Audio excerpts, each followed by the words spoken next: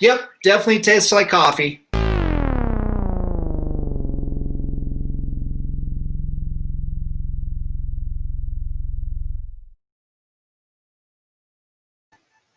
Oh man, it's another COFOH Live Undead. I'm your host, Daniel Crosier, and I am here with the amazing, talented filmmaker, Mike Olafson. Holy shit!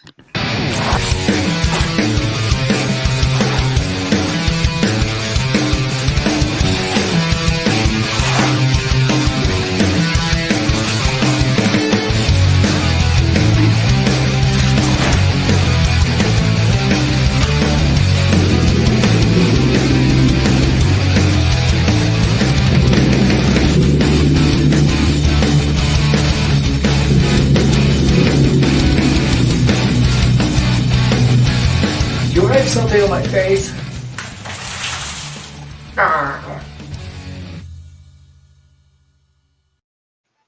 Mike, how are you? Hey, Daniel, how you doing, man? Good.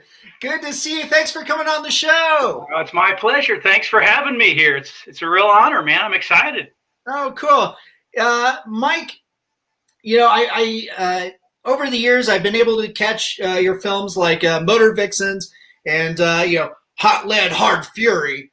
I have to say I'm a fan. You've got this wonderful grindhouse style. Can you tell us a little bit about yourself? Where you come from. A little bit about your upbringing, how you got into filmmaking. Okay. Yeah. Well, I am from Denver, Colorado originally. Spent a little bit of time growing up in Cheyenne, Wyoming, of all places, and made some good friends there. But I've been here really most of my life in Denver. And as far as filmmaking, as a kid, I was always creative. I was always doing weird stuff and telling stories, writing stories. Just a creative geek, I guess you could say. And I had fun with that, drawing comics that I never did anything else with, and So creativity has always been a passion of mine, and I never really. I got a late start though in filmmaking, and it's sad. I don't know. I did college and I got a job, and I didn't really return to that creative fever or that curse, if you will, that I couldn't, shake myself of until I was in my 30s. And so at that time I said, okay, I can't deny this. I got to do something, and I got to create. Yeah. So I started writing and getting back into filmmaking and just taking slow steps. I started with some documentaries and cool. Just got into, making short films, and finally took on a narrative feature. And but the retro style that I try to adopt, I think it just comes from my love of the old 60s and 70s films. I mean, that's what I grew up with, and that's what I always liked. And you definitely get that sense with like Motor Vixens, obviously, and Hot Lead. But tell us a little bit about the documentary work. That's something I didn't know about you. Yeah, unfortunately, it hasn't really gone anywhere. That's probably why you don't know about it. But it was a good learning experience. I wasted a lot of money and had a lot of fun and saw a lot of the world. But that my first actual project was a documentary called Vintage Adventure, and the theme was it was going to be this modern day thing where we would visit ancient cities, lost cities, or we'd go where archaeologists went, Indiana Jones kind of stuff. And I actually traveled. I went to South America to explore parts of the Amazon. I went to Jordan in the Middle East and walked around ancient castles and deserts. And I always had a guide, or I would connect with an expert in the area who knew the history of these places. And I mean, there was episodes where we would dive for sunken treasure. And so I'm working a camera underwater and filming these guys. It was really neat. And I found a distributor, but at that time, there was a show called Digging Up the Past with some guy named Josh. I don't know. They had a lot of money and it was a big budget, and all the networks went with that show. And they said, sorry, dude, you're SOL. So I just said, okay, well, screw it. I'm going to do another documentary. And that's when I started Gears, Grease, and Guitars here in Denver. Okay. And that was a doc about Denver's history of rock and roll and hot rods, car clubs. Wow, nice. And that was a lot of fun. I didn't know anybody in that whole scene, but I said, I know Rockabilly was big in the late 90s, and it was still kind of flourishing at that time. And I said, I think, I can document this scene. Right. I mean, I'm stuck. Yeah. I'm here in Denver, so I might as well say, let's do something that's Denver centric. And did a documentary, and released it. We showed that at the Oriental Theater, back in 2008, and just had a blast. We had drag racers, front engine drag racers in the sidewalk, firing up their engines, and it was a lot of fun. And it's still out there. I want to re-release it. It had a DVD for a while, and it's in the library system. It's kind of a historical piece now for Colorado. So.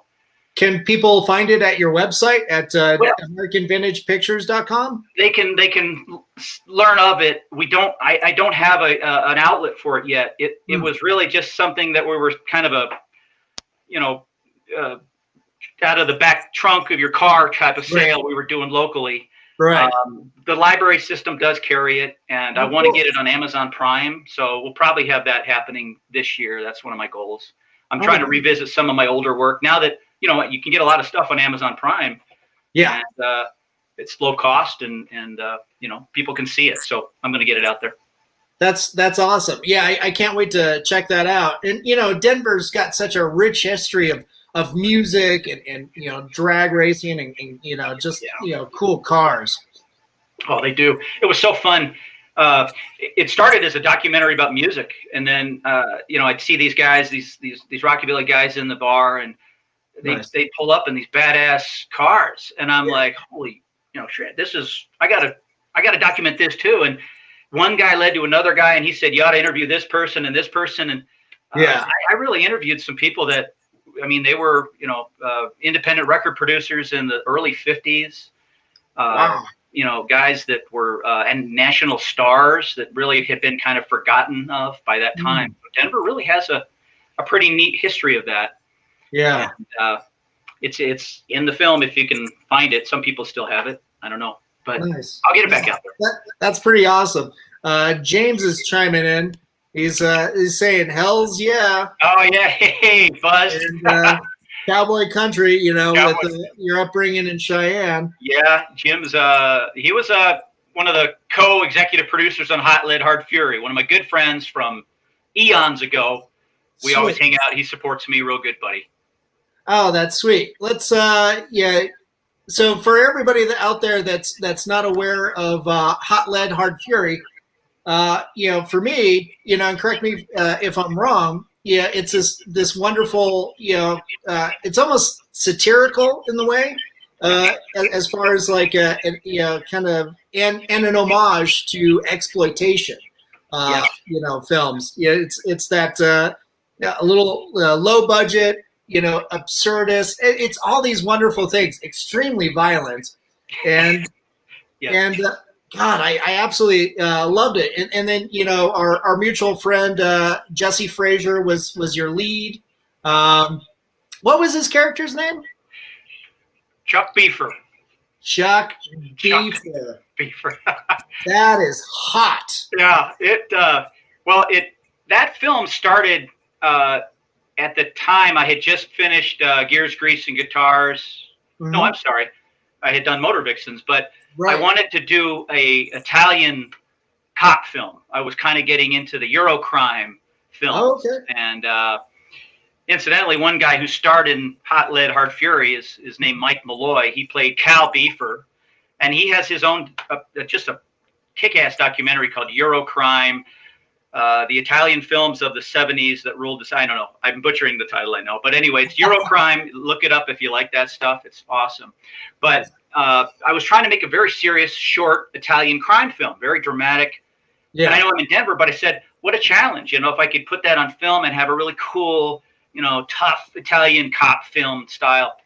But I went out to Three Kings Tavern one night, and Jesse was there playing with a band called Get Three Coffins Ready, which is, yep, I remember that. You probably know those guys, just awesome, punk surf band that had kind of a spaghetti Western motif.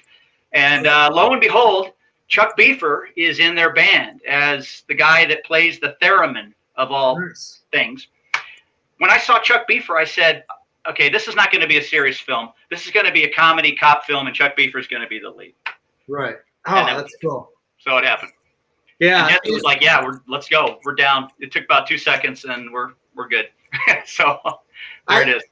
I would have said, you probably picked him just because of his height. He's such a tall guy. Oh, I know. He's, I don't know what he is, 6'9", I don't know, 7 feet. Wow, he's that tall. He's tall. Yeah. He's tall. Yeah. Yeah. It was challenging finding a Bruce Lee jumpsuit for a guy who's 6'9". Right. I had to order it directly from China. Oh, okay. So I was going to say, it's like, have somebody custom make it, I suppose? I did. Yeah, we had to. I ordered it, I don't know, it took 2 months to get, and I didn't know what, I thought it would rip apart in like one shot, and I still have it hanging up in my prop closet, so maybe I'll auction it off someday. Man, that's cool. Let's throw up the hot lead the kill track. Yeah, kill track. All the violence and kills in the movie. Yeah, this is it. We counted. I think there's 36 kills, but the thing is, try to count how many different kills there are. You've got beheadings with Skice. You've got flying motorcycles. You've got Chuck Beaver ripping out organs and certain genitalia. I mean, it's just violent and crazy. That's just festive, is what that is. That's what everybody's Christmas should be. Exactly. Yeah. Who's going for the buffet? That's code for beheadings. It warms the heart, Yeah, doesn't it though? Well, it's not a horror film, but I wanted to create something for your horror fans out there. So it's not a horror, but at least here's a little blood and violence. Right. Oh, that's cool. Let's turn that off and let's turn this puppy on. Here we go.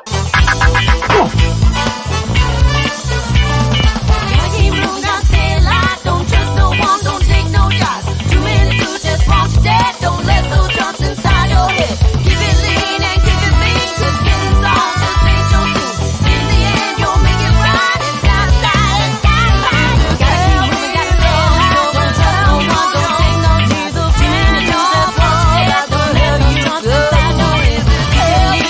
watch that. Don't let those jumps inside your head. Keep it lean and keep it mean, 'cause getting soft just ain't your thing. In the end, you'll make it right. It's gotta style, it's gotta style. Sometimes all you got is hot lead and hot fury.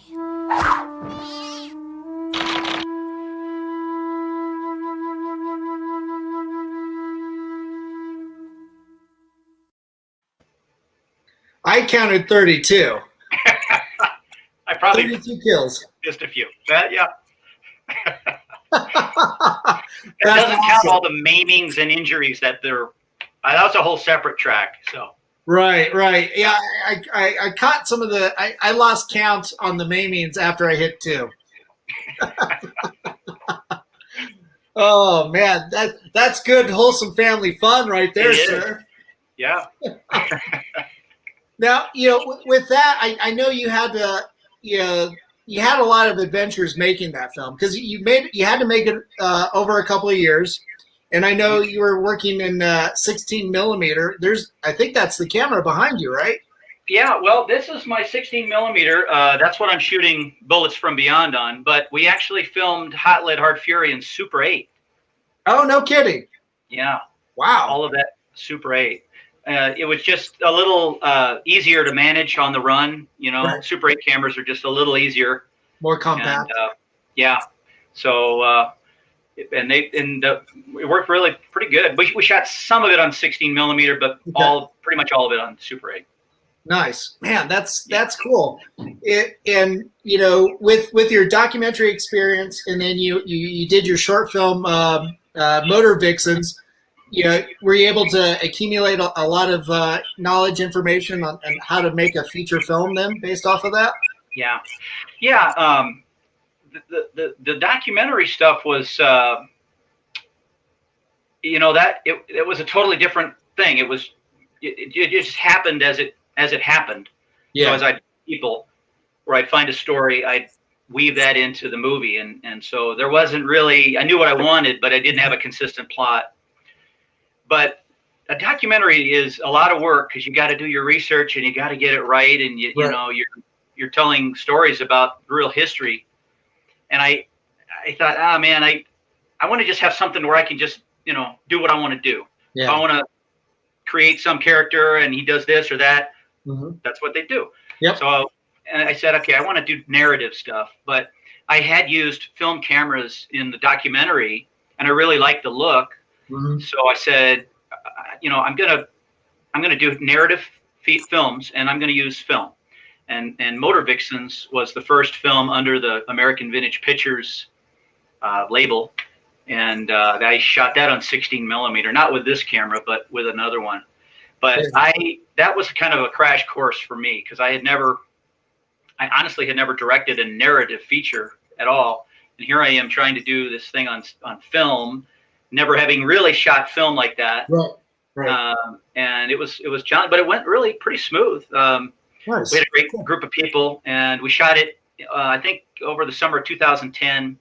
Oh, okay. Yeah. In one weekend, we went down to Monte Vista, Colorado, which is where we filmed Bullets from Beyond because the location is just so desolate, Yeah.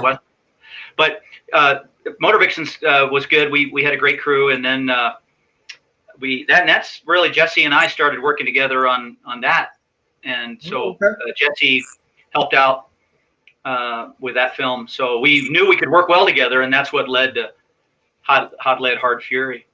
That's so cool. Jason looks like he's commenting on the video there. That was awesome. And Andrew's like, oh, that was fun. Okay. Oh, thank you guys. Silly stuff. It's fun. Yeah.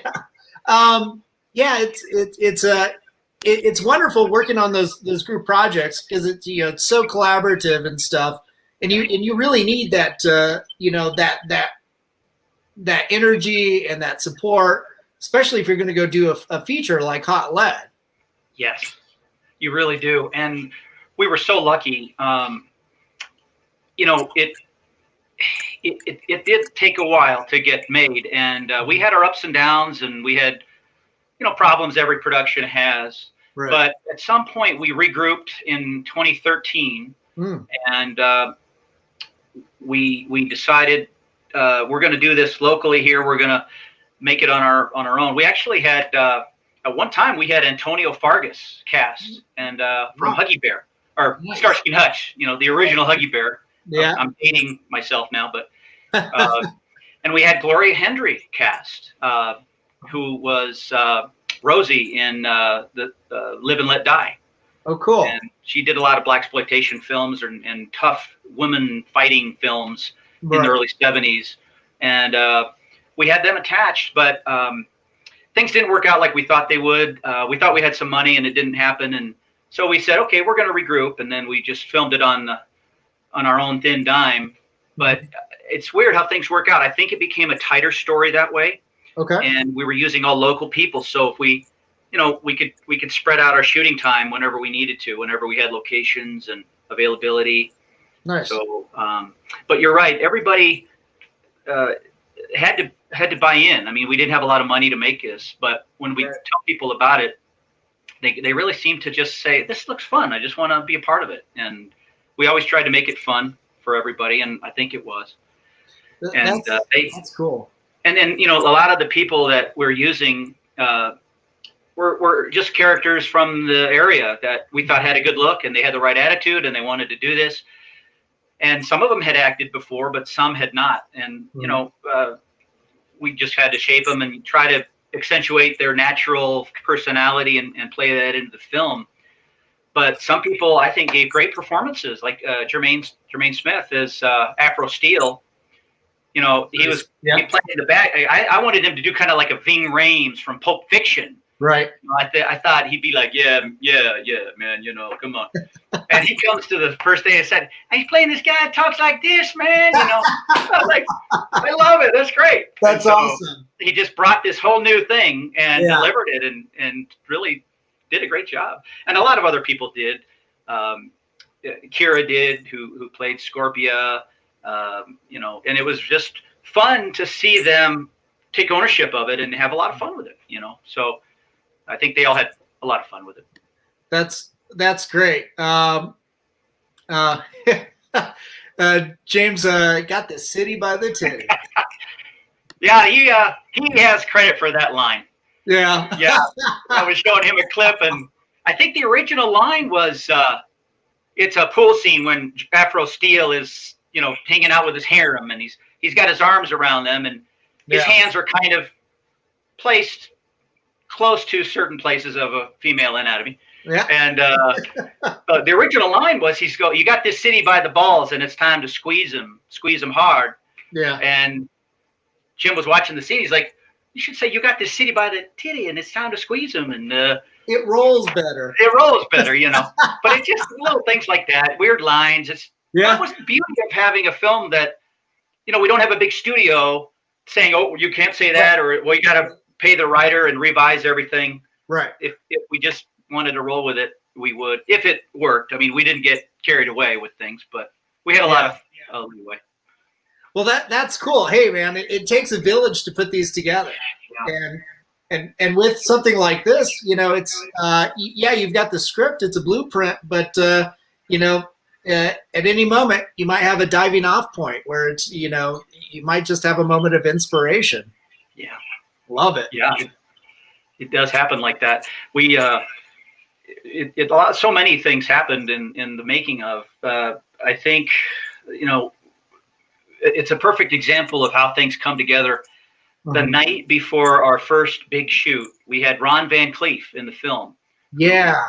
He's a legendary martial arts movie star and master himself from the 70s. So, if you're not into that scene, you may not know him, but people that know him, they know him. And we got him through my connection with Mark Grove, who's also a producer on Hot Lead. And he is. I wasn't aware of that. That's cool. He is. I met Mark. Funny, I met him in LA at a film market of all places, and we're both from Denver. And we met there for the first time, and I showed him the poster, and I said, hey, I'm trying to get this going. He's like, I want to be a part of this. This looks like fun. Cool. So when he came on board, he said, I think I can get Ron Van Cleef for you. And I said, great, let's do it. So we got him, we flew him out. So it's our first shoot. Yeah. We had, probably 50 people lined up to be at this location, an airplane salvage yard that we were using. And the car that I was using wasn't working. And I'm like, oh, God, we got to get a car tomorrow. We need a hot rod that works and that we can use for the rest of the whole film. Right. And so a buddy of mine named Bill Green connected me to a guy that he knew who had a really badass blue Challenger named Greg Klein. So the night before we're shooting, Greg says, yeah, I'll do it. And he brings another car along. And then Greg ended up being integral to helping with production and enjoyed what we're doing so much. He said, I want to help you out. And he kind of became a production assistant on it. And he ended up working at Channel 12 after a while because of that experience. Oh, so cool. It's just weird how things come together at the last moment, but it's kind of a neat convergence. And for sometimes, I mean, that kind of stuff, that experience is just as fun, if not more sometimes, than making the film. You're making those connections and helping people, grow and do new things and express themselves. It's a lot of fun. Makes it all that much more endearing. It does. Yeah. And memorable. Yeah. That's fantastic. Now you're working on a film right now. It's called Bullets from Beyond, right? Bullets from Beyond. Yes. Excellent. Oh man. I was telling you, off camera earlier that when you sent over the trailer, I showed it to my girlfriend, Elise, and the first half, it's very spaghetti Western. It's like, so already our attention is grabbed. But as soon as that animation pops up, man, it's just like, all right, when's this fucking movie coming out? Let's go. Yeah. Yeah. So it's and you've been working on that like during the pandemic, is that correct, or has it been before? Yeah. So it started last year, and Cool. it was September, October we started getting things going. Mm-hmm. But we had some production problems, and so we actually had our cast and crew down in Monte Vista, Colorado, which is a graveyard that I found while filming Motor Vixens. So we ended up beginning to film there. But we had some production problems. There were some things that weren't working out and camera problems. And we tried to go down there twice to do this and just it wasn't happening. So now 2020 happens and it's January. Yeah. And I has been building this set in my backyard, this mission set that we were going to have part of the film happen at. There you go. And we were still going to proceed and go back to Monte Vista again with my cast and crew, but then COVID hit. And we said, okay, we can't do that. We can't film right now. But I want to film. I want to do something because I want to get this project going and make it happen. And so it forced me to kind of say, well, what have I got? I've got a set in my backyard. I've got a couple people that are here that can help with running a camera or just pressing the button of a camera. So I said, well, let's use what we got. And I got myself. I mean, I can't bring any other actors or real crew yet. So I said, okay, I'm gonna act in two roles, and it's gonna be a film about two guys, a bounty hunter and his prisoner, who end up at this mission, and at the end of a night, end of a day, and they have to take shelter in this abandoned mission. But then I had to realize, well, if I'm playing both parts, why would they look similar? And that started me off on a whole different storyline, which ended up becoming a feature-length idea. Versus it started as a little short film we were just going to do, and it was just kind of a fun thing I wanted to try. But when I rewrote it, I thought, okay, this is a much more exciting story. We added this supernatural element, and there's a lot more mystery here. But then I also said, well, you know, it's COVID. I'm filming this in my backyard. Right. How am I going to have badass horsemen and gunmen? And I can't do this, you know.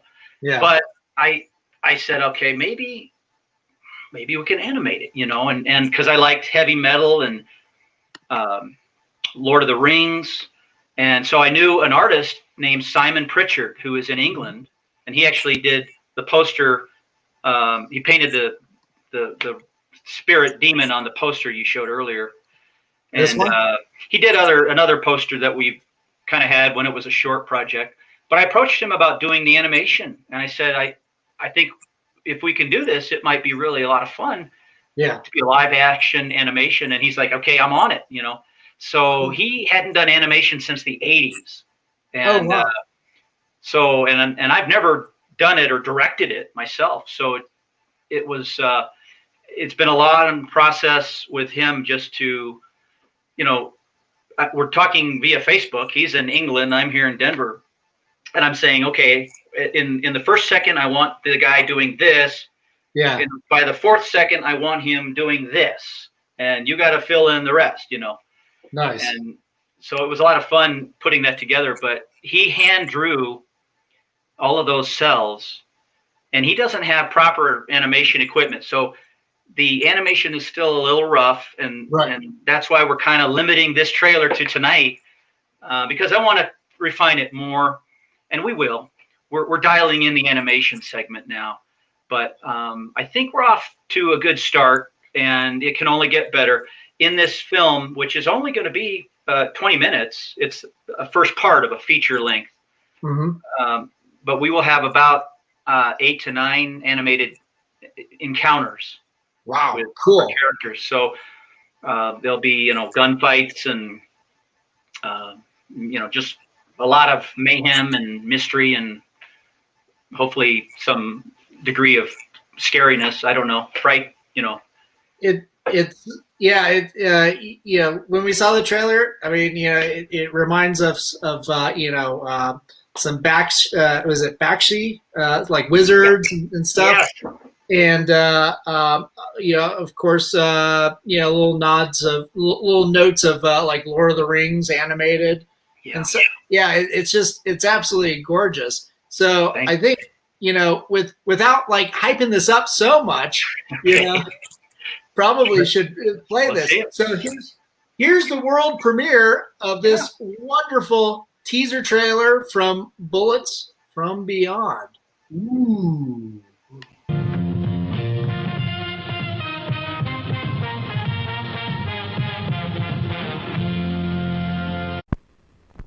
My name is Tony Monaco.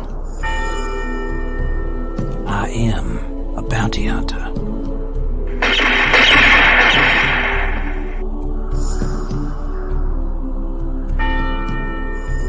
While I have many times collected a price on a mortal man's head,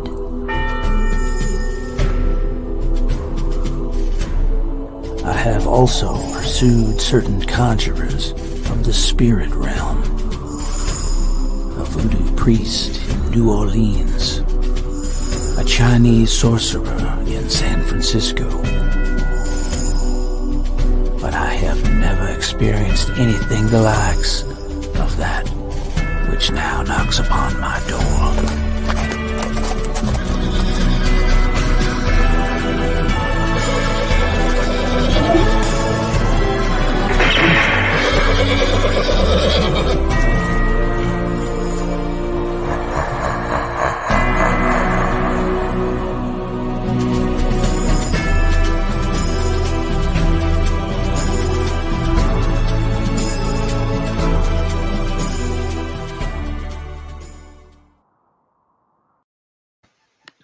Woo! I am psyched. God damn, that is cool. Yeah, the animation is fantastic. Don Henry just chimed in. Yeah, the animation is fantastic. Yeah, he enjoys combining the animation with the original. Thanks, Obi-Don. Oh man, you got a lot of comments coming in. That's an incredible trailer. Holy, yes. Oh, thanks, you guys. Thanks, everyone. Yeah, Thanks. man, that is absolutely. Oh, geez. Okay, so you got some more. Love it. Hey, Donovan. Okay, yeah. Thank you, guys. Looks Thank like you. wizards. Yeah. Yeah. Man. Yeah. So, here's another one. What Don said. Thanks, Jason. Oh man. So yeah, looks like you got a bunch of fans, buddy. Well, I'm blessed. I'm honored, and hopefully we can keep building more fans and bringing some fun stuff to the big screen. Yeah. But, yeah. Are you almost done with filming? Because now you're are you doing the remainder in your backyard then on that set? We still are filming. Yeah. We've got probably about 80% filmed of the live action, and then we still have to do the majority of the animation. So we'll be working to get that done, and that's probably going to take up the most time, really, to finish that. So I hope we can get it in the can and wrapped by April. We're shooting for, so we can get it out there and do something fun with it this summer. But we still have to film the other characters segments. So if for the time being anyway, I'm supposed to play that other person too. So I have to change my look. And we already had to film scenes where there's two people, but I had a body double being the other person. We can't show his face. So sure. And the only reason I'm doing that, it's not from vanity or anything. It's just because of COVID. I thought, well, I don't know if we can bring in other actors and have them available, and we're still kind of in that period where we want to be safe. Right. Yeah. You don't want to put a lot of great actors that could play the other part, and it may come to that if things can improve with COVID. By the time we're ready to film this other character's parts, then maybe we will bring in another person. So we still have that person's parts to complete, but it's kind of weird that we're doing it that way because we have to film one character at a time. And so it's a little challenging, but I think it's going to come together. And then, after that, it's going to be whatever further segments we film will try to be all at the same time as much as possible. Yeah. So we hope to, it's going to have a story where we introduce a lot more characters, and it's really just the story of this skull that is has a mystery power about it, and Tony Monaco has to get it to this mysterious gypsy woman named Domino, who supposedly can protect it from these other powers that want it. And nice. So it has them going on a quest through the Wild West, and so we need locations, we need horses. It's going to be a lot to put together, but I'm up for it, and I think everybody involved is up for it.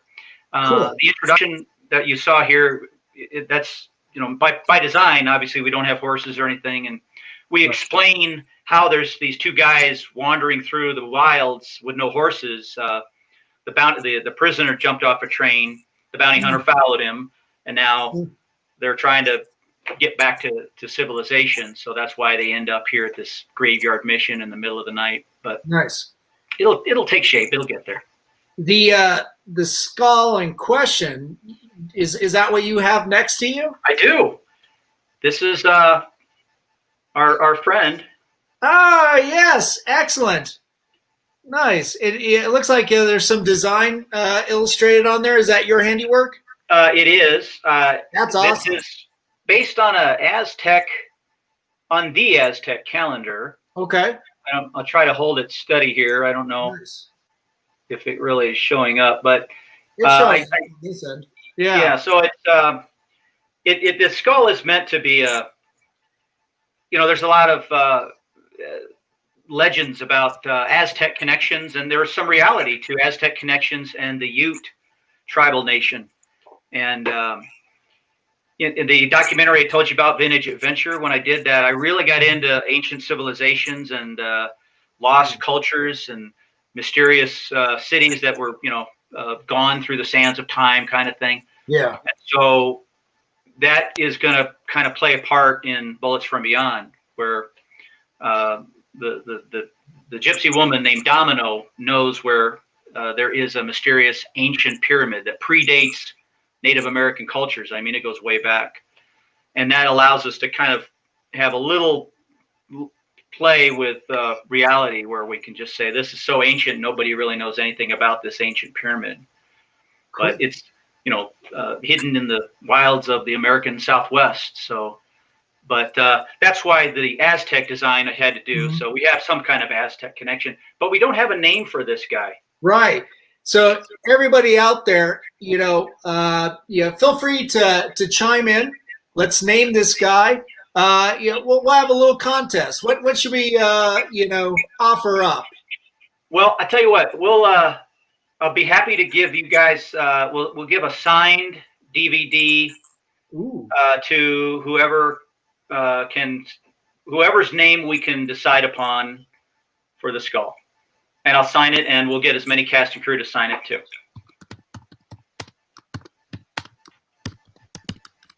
Yeah, I'm entering this thing too. So Harvey No Head. I like it. I'm sure anybody can beat that. Okay, come on, Jason. Come on, John or Don. Yeah, Don. Catherine says Scully. Scully, I like it. That's pretty good. Ooh, Agent Scully. That's got exactly the connection there to the sci-fi show. That's right, to X-Files. X-Files. That's right. That's Catherine's entry. Agent Scully. So, while that's coming, wow, Don's not even trying. Ace Skull. Dude, I thought mine was bad. James has half jaw. Don is As Skull. That's better. That's good. As Skull, okay. Skull.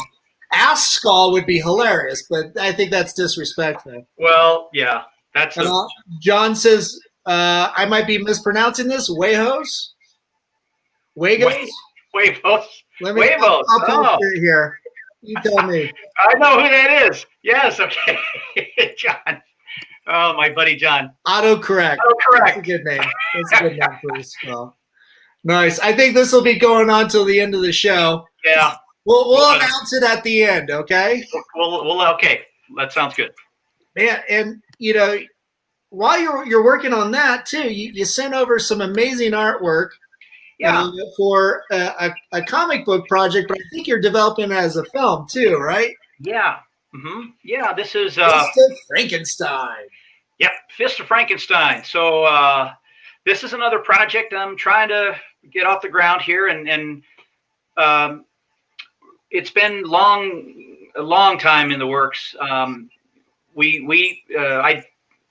approached an artist here in Denver named Scorpio Steele. I know you know Scorpio. Oh, I love Scorpio. He's a good buddy. And Scorpio's he's a vintage guy like me and likes the old stuff. So I said, okay, well, we need a comic to introduce this story. Yeah. And he designed this little 4-page kind of fold out that we could use. So yeah, that's the beginning. It tells the story of this guy named KT Streeter, who was a Vietnam soldier, and he was doing some kind of shady things, smuggling drugs, trying to make a quick buck, and he gets killed. And government organization finds out about it and says, well, hey, we've got a new serum that we can test on him to regrow limbs for wounded servicemen. And Nice. It works, and he recovers, but they say, well, you were doing some nasty stuff. You belong to us, and you're going to work for us, or you're going to jail. Oh. And so he ends up taking this assignment as kind of a secret agent guy to do their bidding right at the end of the Vietnam War, when they're starting these drug task force in the country. And so he's kind of a reluctant hero, and that's what's neat about it. He doesn't like being the good guy, but he's forced to do that. Yeah. And, so Scorpio drew up the intro there, and we haven't, I tried to get this off the ground for a long time, and late last year I approached Mark Grove again, and I said I need some help, and Mark is the guy. He's a producer, director, stuntman, he does it all, and he loved the concept, and he said, okay, great, let's partner on it. So we're partnered on this, and we hope we can get it in motion this year. It depends on a lot of factors, of course, but it's still in the forefront. We're still trying to get it going. Right. Yeah. I can't wait. Let me know how I can help out with that. That sounds like a fun thing. I think also Scorpio used our buddy R. Allen Brooks as the model for Frankenstein. Oh. Yeah, I think so. I did. I haven't met him, but Scorpio, he told me about that. Yeah, he's pretty cool. He's got he does a lot of comic books, and I've met Mark Grove years ago. He's a great guy. I should see about getting him on here too. Yeah, you should. He could. Well, he's got a new film he's been working on called Aliens and Dragons, and cool. and that's actually why I did this to my hair, because he cast me in the film as one of the bad guys. But nice. In the movie, he has black hair and a black beard. Oh, okay. And I said, well, I'm just kind of a graying old guy. I'm not, if I'm going to do this, I might have to pizzazz it up a little bit. And I wear a black outfit in the movie. And I said, why don't I just go like platinum blonde and kind of be this comic book guy? And he said, great, do it. Nice. And so when I did that, then I'm like, okay, well, maybe for fun, I'll do this Western thing just to see, what it looks like. And that's how the whole thing started. But anyway, Mark has this cool film coming out. It's in post-production now, but it's pretty neat. It's a sci-fi blend, fantasy kind of thing. Nice. Oh, that's cool. Yeah. He's I think he's directed like a couple like horror action film type things, and then done a lot of sci-fi stuff. He tends to be that go-to guy too for like special effects and stunt work. Definitely. Yeah. He's got a stunt school and a team of stunt That's right. students and stunt performers and actors that he can deliver to productions or his own thing too. I think he gave me some armor years ago that, Oh, yeah. that he made. It's absolutely like the craftsmanship is stunning. It's so intricate, like hand woven samurai armor. Yeah, I'm sure he's a real perfectionist on that stuff and an expert. And I think I know he'll be great for the Fist of Frankenstein because it's going to have. I mean, that's not. It looks kind of, the comic book maybe seem a little funny, but it's really going to be a serious. It's a noir film, really. Oh, okay. Wow. Because there's no good guys. There's only bad guys and Shades of badder guys. So it's a pretty dark world this hero's in, but it's surrounded by mafia villains, martial arts guys, and he's in the middle of this trying to do the right thing. But so it's going to be a serious film, and Mark can bring the real deal to the martial arts part of it. So that's cool. It looks like Don added in here a Apocalypso. I think it's supposed to be like Apocalypso. Is that Apocalypto? Yeah, something like that. The Mel Gibson movie, I guess. So that's pretty clever. Yeah. Don is a writer. I don't know if you know Don. He's writing a mid-range reader novel right now, series, Hallow's School of the Dead, and it's kind of a horror film too. You might have to have him on your show. Nice. But, yeah, he says yes. Yes. I guess he's answering to a lot of things. I love the comment section because by the time you're able to bring it in, you're on to the next subject. And like, all right, I guess we got you booked, or in on that. Whatever we can conjure up, whatever horrible things. Let's shout out to the cast of Bullets from Beyond, all talented actors and musicians who are looking forward to getting back into action. Yes, thank you, Catherine. And Catherine is one of the producers on the film. She's done a tremendous amount of work. She has been helpful. That's the mission in her icon there for her Facebook. But she's been very helpful to me and to this whole project, because we can't have a lot of people on the set. So we really have myself, Catherine, Dennis Vincent has been helping out. That's right. I've interviewed him before. He put out The Rage of Mummy. I think that's out on Blu-ray right now. It is. I think he's got it in stores now and Walmart and all sorts of stuff. And he's headed out to the East Coast to direct another film right now. But he's helped out a lot with the lighting and camera work. He really brought a lot of high-level talent to the production. And also Mark Grove, of course, has been helping on this one with doing all sorts of things. He's part of the team as well. And my buddy from junior high, Craig Swadek, he was the body double. And he went down to Monte Vista with us while we had to tape the intro segments. That shot where we're walking across and you see the mat of the mission, that's an old school technique also. Yep. Man, so cool. So we've got a lot of people that have helped out. Early on, Tammy Norton is one of the executive producers. She helped get the ball rolling, help things start when we were just starting out. So very grateful to her. And we did have a lot of cast that were involved in the beginning of this, which they will be brought back in to the film once we're back to really filming it. But a real talented group of people here in Denver. Chris Romero, musician. Erin Miracle, actress, up-and-coming actress, really doing a lot of good stuff. Mark Bilker, local actor. And Tay Hamilton, who's a musician. Rocky Ramjet, who is one of the musicians who did the music for Hot Lead Hard Fury, his band, the Fabulous Boogie Knots. Nice. Okay, I remember that. Yeah, nice. Yeah. That's awesome. So we'll have to bring all those people back in as we continue filming and get back to things. Yeah, it sounds like you have a really tight-knit creative family, and you guys are incredibly supportive. I think that's one of the beautiful things, in the creative world here in Denver is, everybody's just supporting each other. They want to see, cool shit being made. Yeah, and they just buy into it, with their heart and their interest and their passion. And sometimes literally. Yeah, they do. Yeah, that guy, I don't know. Oh, yeah, if you put it back in your chest, it'll be much more worthwhile. You'll last a little longer.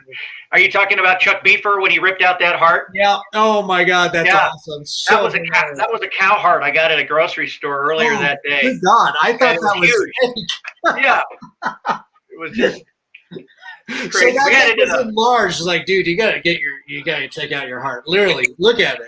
We had it in a cooler the whole time we were filming that scene, and it just so we finally got to, then we had to bloody it up more because it wasn't bloody enough. So it's like the real thing, I suppose. Oh yeah. We got so many fun stories shooting Hot Lead, Hard Fury, just crazy stuff. I bet we didn't really get to touch too much on Motor Vixens, but can people check that out on your website? They can again see it on my website. I had it on DVD, but we never had an official release. That was also kind of a car trunk special, but I am going to get that on Amazon Prime and get that out there, and DVD too. I want to say that I saw a version of Motor Vixens at the Mayan Theater. Yeah, you did. You were there then. Yeah. My buddy Paul got wind of it, and he took me, and that was years ago. I think when that was 2011, and we screened it with the trailer to Hot Lead, Hard Fury, just the first trailer. Right. Not the one that we have now, but that was the very first one, and that's what introduced Chuck Beaver to the crowd there. But yeah, Motor Vixens was we filmed it there, and it was fun. I think we got a lot of response from the audience. When something would happen, they would boo, or it was like a melodrama. They were really getting into it, and maybe a lot of people knew, but I think we had that night, we had about 200 people in the Mayan Theater that night. And that was just a 20-minute film. Yeah, I remember it being packed. Yeah. I couldn't believe it. So I didn't know what we were getting into. It's just like, wow, this is a great turnout. It's like, all right, so we're here to see a feature, right? And then all of a sudden the lights come on, and it's just like, well, that was cool. I know. That's it. Show's over, folks. So the show's over. You don't have to go home, but you can't sleep here. Yeah, right. I couldn't even.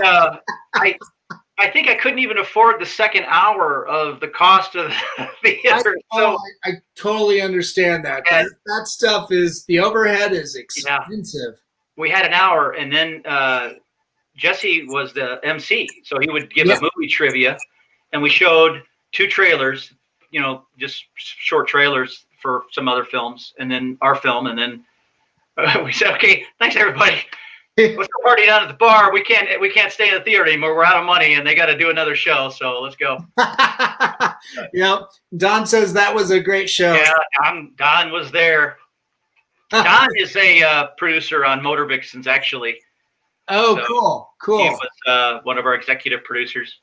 Good job, Don. Yeah. Thank you, Don.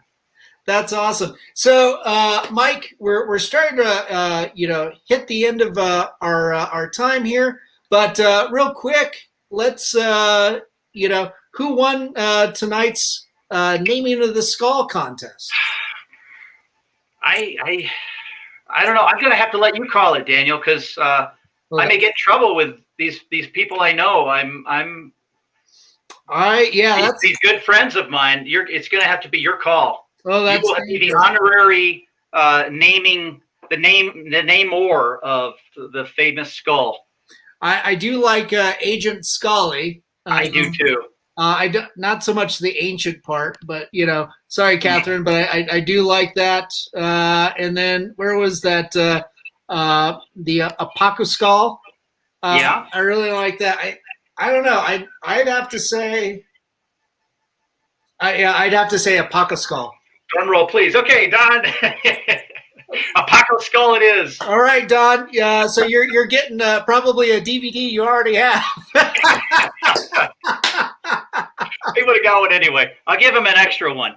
Nice. I'll give you an extra one, Obi Don. Oh, There you go. oh, Jason, you chimed in a little late there, buddy. Skuldor. Ooh. That's pretty good. I think you'll have to save that for the next He-Man Masters of the Universe character. Yeah. You know, whenever they do the next run on that. I like it. Catherine chimed in, Apocascali. Ah. Ooh, that's pretty good, but that's that's too much of a play off of Don's, I think. So Catherine, I guess you're the runner-up. You get to put up with Mike, I suppose. Yeah. There you go. And she has too. Yeah, and the Colonel Sanders, hairdo. You gotta do your own spoof KFC commercial. Oh, and maybe I might have to do that. Maybe do something with the mega leg. When they used to have the oversized chicken leg that genetically shouldn't be possible.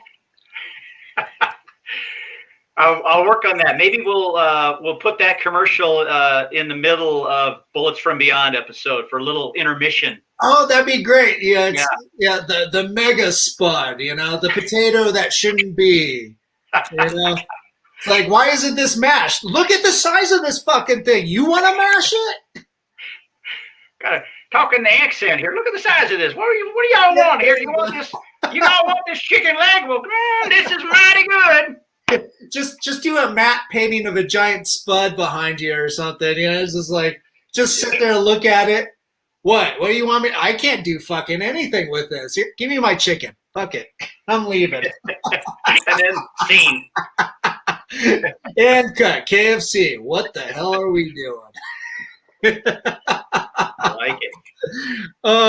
Mike, thank you so much for coming on the show. It's been a pleasure talking to you and being able to hang out and talk about all the cool stuff you're doing. Well, thanks, Daniel. Thank you. Thanks for having me. And thanks, everybody, for watching and chiming in. But, hey, Daniel, I want to thank you, though, for what you do for Denver. You're an accomplished artist and animator and filmmaker. I mean, you're legendary. But you're helping, you're doing this show, especially now with COVID happening. Yes. You're helping you're keeping the fires going. You're keeping people excited and connected. And I'm very grateful, but I know Denver is very grateful. We're thankful for you. So we're lucky to have you. So thank you. You're incredibly sweet. You're going to make me cry. And I am my mother's child. And that will happen. Thanks for sharing your art, because we're really excited about Bullets from Beyond. I mean, that looks absolutely stellar, and I'm thrilled that you're working with all these wonderful people, and of course Dennis Vincent and Mark Grove, and I can't wait to see that come to fruition, and I wish all the best for you. Before we sign out, make sure just to go ahead and stay on for a little while, Mike. Okay. To everybody that tuned in, thanks, James. Appreciate that. Yeah, thanks, James. He's also one of our producers, good guy, and been helping out with so many things. So thank you, everybody. Thanks so many people for tuning in. Yeah, it's awesome. Yeah, so everybody that tuned in, thanks so much for tuning in, and really appreciate it. And for everybody out there, COFOH still stands for Colorado Festival of Horror, of which we have yet to have our first show in person. It's funny how pandemics happen like this, but we'll see if later on this year brings that to fruition, or if we have to just do all our programming like this online. Like we did in the last year. But also thanks to my sponsors at Alien Donut Films with Bill and Angela. Thanks so much for supporting us, guys, and to my producers, Stefan Santa Cruz and Amanda Armstrong. Hopefully you guys are hanging in there. And everybody else, thanks again. guys, be good. Look out for each other, help each other out. We love you. Have a good night.